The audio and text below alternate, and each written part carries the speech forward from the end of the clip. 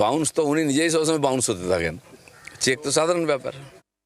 মহামেডানের দায়িত্ব নিয়েই হুমায়ুনের কেলেঙ্কারি, প্রেসিডেন্টের দায়িত্ব নিয়ে সাহায্যের আশ্বাস দিয়েছিলেন হুমায়ুন কবির, আর তারপর 1.5 কোটি টাকার চেক ক্লাবকে দেন হুমায়ুন কবির।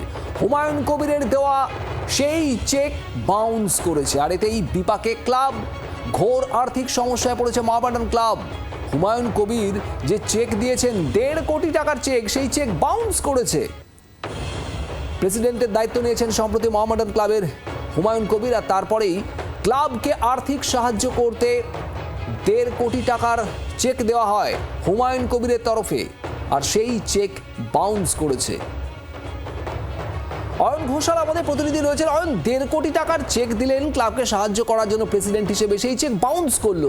এবার কি মহামেডান ক্লাব কর্তৃপক্ষ তারাই বা কি বলছে? হুমায়ুন কবিরের চেক বাউন্স কিন্তু রাজ্য রাজনীতির ইতিহাসে নতুন কিছু না। হুমায়ুন কবির এর আগে যাদেরকে চেক দিয়েছেন, সিংহভাগ ক্ষেত্রে চেক বাউন্স করেছে। এর কারণ এখনো পর্যন্ত অজ্ঞাত। কারণ একদিকে হুমায়ুন কবির, যিনি বাবরি মসজিদের ফান্ডে নিজের বাড়িতে কোটি কোটি টাকা কয়েক রাউন্ড ধরে গোনা হচ্ছে সেই ভিডিও নিজেই সোশ্যাল মিডিয়াতে প্রকাশ করেছেন বা জনসমক্ষে এনেছেন, অর্থাৎ তার টাকার অভাব নেই, এটা তিনি নিজেই বলেছেন। আবার তারই সঙ্গে মোহামেডান স্পোর্টিং ক্লাব, যারা তাকে অত্যন্ত বিশ্বাস করে দুটি বিধানসভা কেন্দ্রের বিধায়ক নির্বাচিত হওয়ার পরে ক্লাবের সভাপতি করলো, সেই ক্লাবের যে প্রথম ভিজিট, সেই ভিজিটে হুমায়ুন কবির 350 লক্ষ টাকার চেক দিলেন।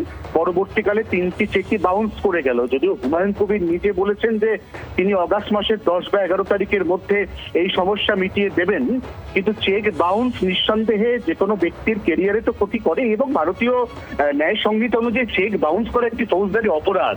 অতএব হুমায়ুন কবির নিঃসন্দেহে ইতিমধ্যেই একাধিক বিড়ম্বনায় পড়েছেন, আরো একটু বিড়ম্বনায় পড়লেন তার এই চেক বাউন্স কেন্দ্র করে। নিঃসন্দেহে এটা আর বলার অপেক্ষা রাখে না। একদমই অয়ন, ধন্যবাদ।